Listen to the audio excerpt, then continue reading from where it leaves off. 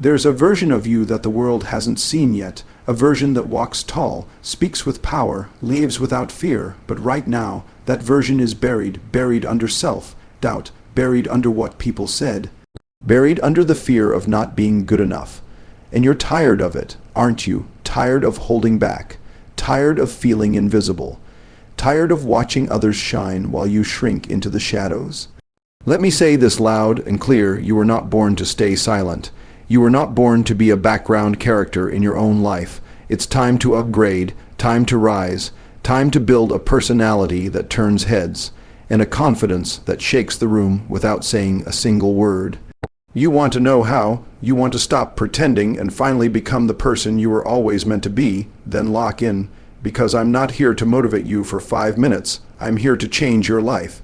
Let's talk real strategies. Let's fix what's broken. Let's level up your mindset, your presence, your voice, everything. This isn't just about personality. It's about power, and that power is already inside you. Now let's unleash it. Let me start by telling you something most people will never dare to tell you. You are different for a reason. The world doesn't need another copy. It needs you, your voice, your story, your struggle. That's where your personality begins, by embracing your uniqueness. You see, confidence doesn't come from looking like others or trying to fit in. It comes from standing out and still being proud. When I was growing up, I wasn't the smartest in the class. I wasn't the best athlete, but I was me. And when I stopped chasing validation and started embracing my roots, my voice, and my scars, that's when everything began to change. Too often, people try to mold themselves into what society expects. But real personality shines when you break the mold. Steve Jobs wore the same black turtleneck every day because he didn't care about trends. He cared about purpose. That's personality. Confidence. It's built every time you accept yourself when the world tries to tear you down. It's built when you choose authenticity over approval. So start owning your story. Whether you've been through heartbreak, failure, loss, or rejection, wear it like armor. When you walk into a room with the mindset that no one else is you, that's your power. Stop apologizing for who you are. Start maximizing who you are. Be the kind of person who says, "This is me. I'm not perfect, but I'm growing. I may not have it all figured out, but I'm working on it, and that's enough." Because when you love yourself unapologetically, the world has no choice but to respect you. You want confidence, then get hungry for growth. A great personality isn't born, it's built. Day by day, rep by rep, decision by decision. You've got to stop thinking, "This is just how I am." No, that's a trap, a lie. You're not stuck. You're just comfortable. Confidence isn't about perfection, it's about progress. There's a story I love about Thomas Edison. When asked how he felt after failing over 1,000 times to invent the light bulb, he said, "I didn't fail. I found 1,000 ways that won't work." That's not just resilience, that's a growth mindset in action. What does that mean for you? If you're shy, practice speaking up a little more every day. If you don't like how you look, don't criticize yourself. Work on your health, your grooming, your style. If you're scared to lead, take small leadership roles. Confidence is a muscle. You build it with reps. Your personality becomes attractive when people can feel your hunger for better. The world respects effort, so be relentless. Read more.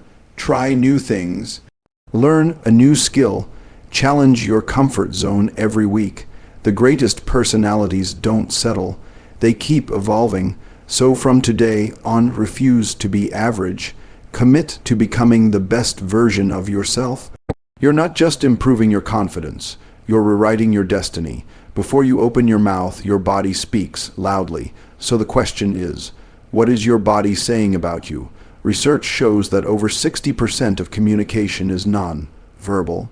That means your posture, eye contact, facial expressions, and even your handshake matter more than your words. Stand tall, shoulders back, chin up, not like a robot, like a warrior, someone who knows their worth. I remember my first job interview. I didn't have fancy clothes or big degrees, but I looked them in the eye, spoke with my chest out, and walked like I belonged. And you know what? I got that job. Here's what confident body language looks like: firm handshake, Steady eye contact, open gestures, relaxed but upright posture, even when you're scared. Fake it till you feel it. Smile like you mean it. Walk like the room needs you. Eventually, your brain catches up to your body. Your personality becomes magnetic when people feel your presence. Walk in like a leader, carry yourself like someone who respects themselves, and the world will follow. You don't need to speak loudly to make noise. Let your presence do the talking. Your words are powerful. They can move hearts, change minds, and light fires. But if you speak with doubt, hesitation, or fear, your message will never land. Confidence is about owning your voice. And improving your personality starts with how you communicate. Start here, speak slowly, don't rush. People respect calm, be clear, don't mumble. Say what you mean and mean what you say. Add passion. Let people feel what you feel. Imagine Martin Luther King Jr. mumbling his "I have a dream" speech. Imagine Muhammad Ali whispering, "I am the greatest, no way." If you want people to take you seriously, speak like your words matter. Because they do. Story: I once met a young man who struggled with stuttering. He worked with a coach for 6 months. Today, he's a public speaker inspiring thousands, not because he was born with it, but because he practiced until he became it. That's the key. Confidence in speech is a skill. Practice speaking in front of a mirror. Record yourself. Join public speaking clubs. Speak up in class, meetings, family gatherings. Reps, reps, reps. Don't whisper your greatness. Speak it into existence. You want to improve your personality, then stop avoiding the tough stuff. You want confidence, then learn to run toward discomfort, not away from it. Real growth doesn't happen when things are easy. It happens when you're sweating, doubting yourself, pushing through fear, and still choosing to show up. That's when your character is built. That's when your personality is carved into something the world remembers. Look around. The most confident people you admire, the ones who walk like giants, they weren't born that way. They trained for it in the fire of discomfort. I remember this young woman who used to fear speaking in public. She would literally shake before presentations, but instead of hiding, she volunteered for every opportunity to speak. Classrooms, weddings, workshops. Years later, she's leading national conferences.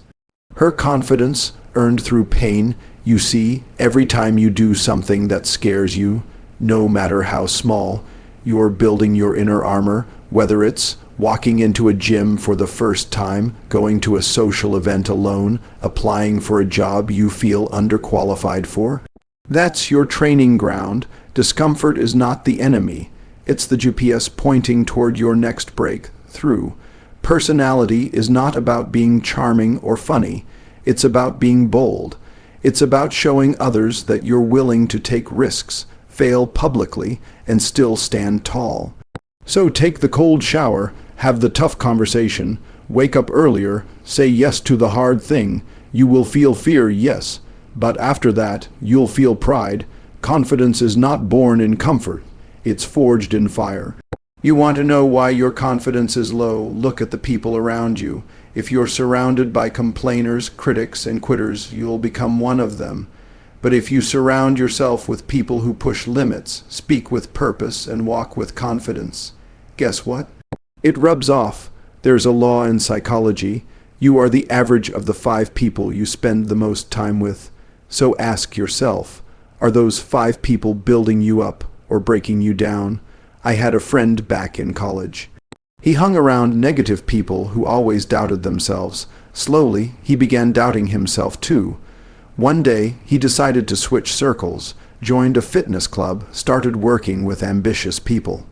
In 1 year, his energy, style, speech all transformed. Why? Environment is everything. Confidence is contagious. You don't have to fake it when you're surrounded by people who live it. Here's what to do, odd at your circle. Identify energy drainers, add mentors, leaders, or even online communities that lift you higher.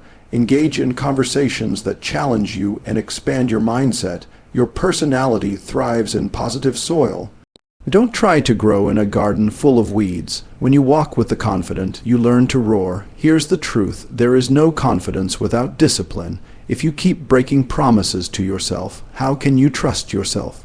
And if you don't trust yourself, how can you walk with confidence? Your personality isn't built by luck or genetics. It's built by what you do when no one is watching. Wake up when the alarm rings. Finish the book you started. Follow through on your goals, especially when it's hard. Every time you do that, you tell your brain, I'm a person who shows up. And the more you show up, the stronger your identity becomes. That identity, that's where real, lasting confidence comes from. Let me give you a real-world example. There's a reason elite athletes walk tall. It's not just physical, it's mental. Their discipline in diet, sleep, training. It shapes their identity as unstoppable forces. You can feel it in how they enter a room, even if you're not an athlete. You can create the same effect in your life. Discipline creates freedom. Discipline your thoughts. Refuse to entertain self-doubt. Discipline your habit. Strain your body, mind, and spirit daily. Discipline your speech. Speak life, not fear. It's not about perfection. It's about consistency. Over time, consistency leads to confidence. Confidence leads to charisma. Charisma, that's what people call personality. So when you want to quit, don't. That's the rep that builds your greatness. Finally, the most underrated key to improving your personality and confidence, focus on serving others. When you stop obsessing over how you look, sound, or compare, and start thinking about how you can help, uplift, or inspire, the anxiety melts away because your attention is no longer on fear. It's on impact. Confidence isn't loud, it's purposeful, and personality isn't about stealing the spotlight. It's about shining it on others. I met a young man who used to be painfully shy, but he started volunteering at a hospital, reading to kids, helping patients, making people smile.